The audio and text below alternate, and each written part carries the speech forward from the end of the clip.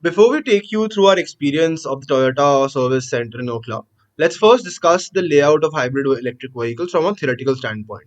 Over here, we're going to talk about the assembly, the various components, and an overview about how hybrid electric vehicles work and why the demand is there. This is part of our MCL 321 Automotive Systems Course Project Submission. It is supervised by Professor Satyendra Paul Singh. This is Kshitij Malik here, along with my partner Prapreet Singh. These are the following topics that we're going to cover as part of our presentation here.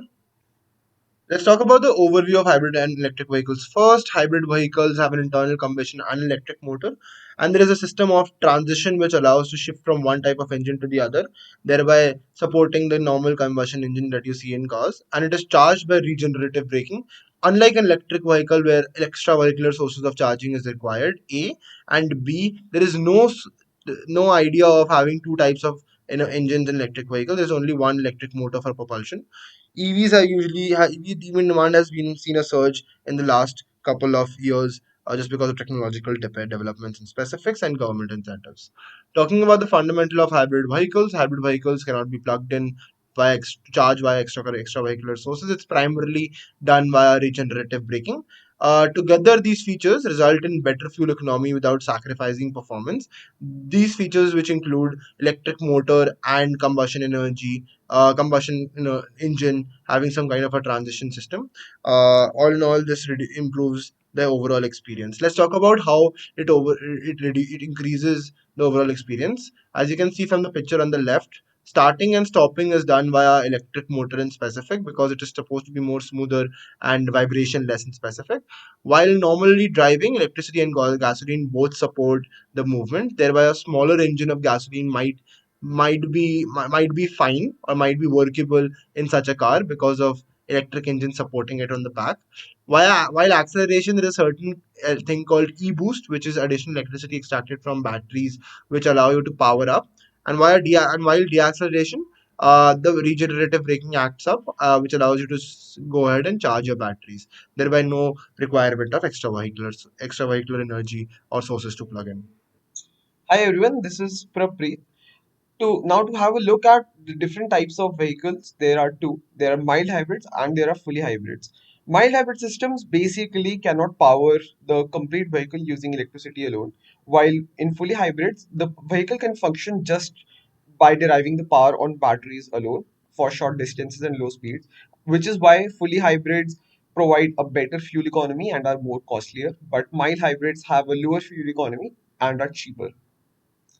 The different configurations of hybrid vehicles, there's series configuration and there's parallel configuration. Parallel is more adopted across the industry, while series is a bit rare. Parallel configuration uh, connects the engine and the motor to the wheels via mechanical coupling, while in series configuration it's the generator which is connected to the engine, and generator directly drives the wheels. It is connected to both the battery as well as an electric motor.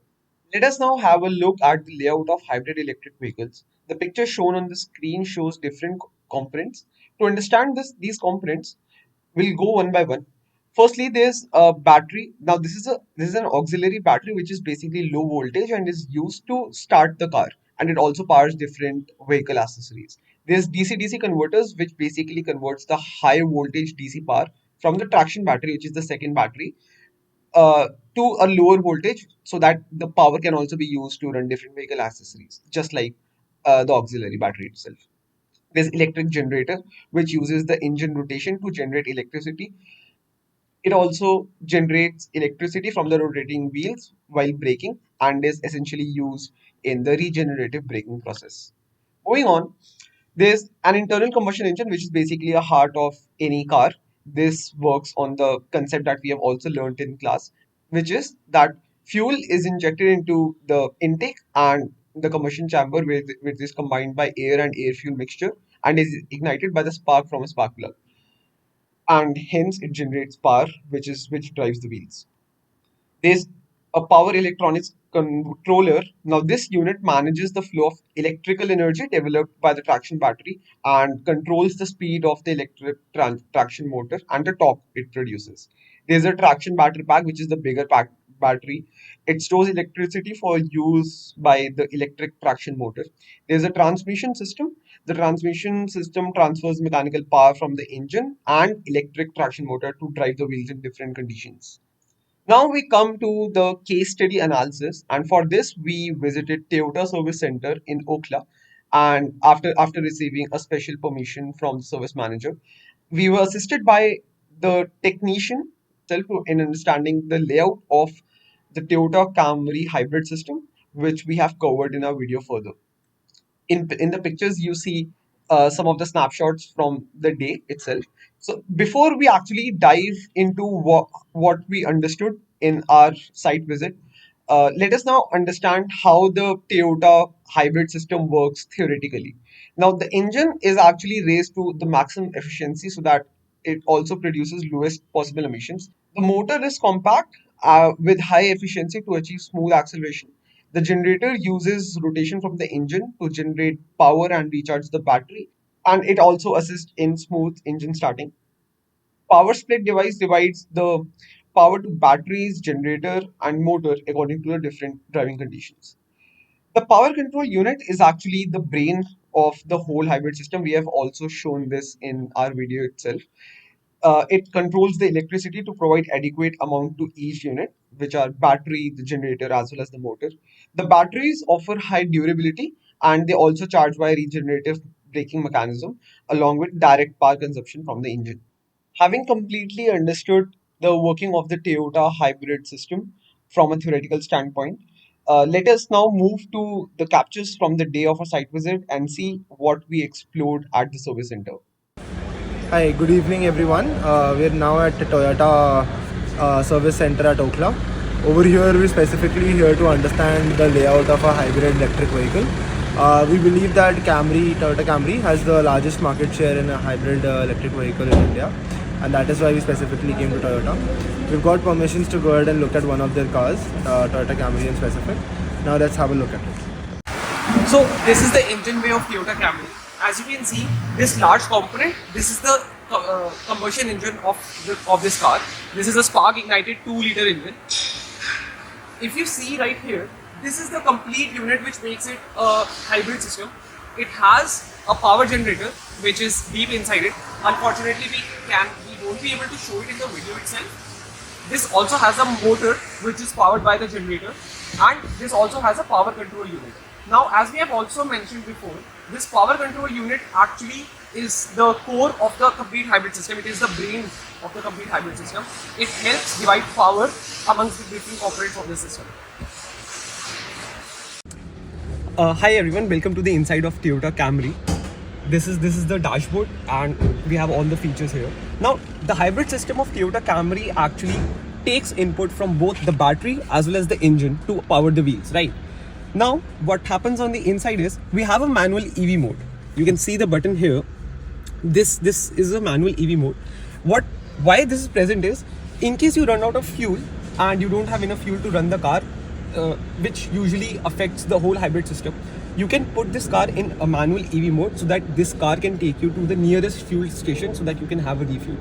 Also, you have a normal petrol mode, or let's say a normal fuel mode, so that in case your batteries are not charged, you can use the car only on petrol or fuel you have. Hi, so we now will look at the below end of the car.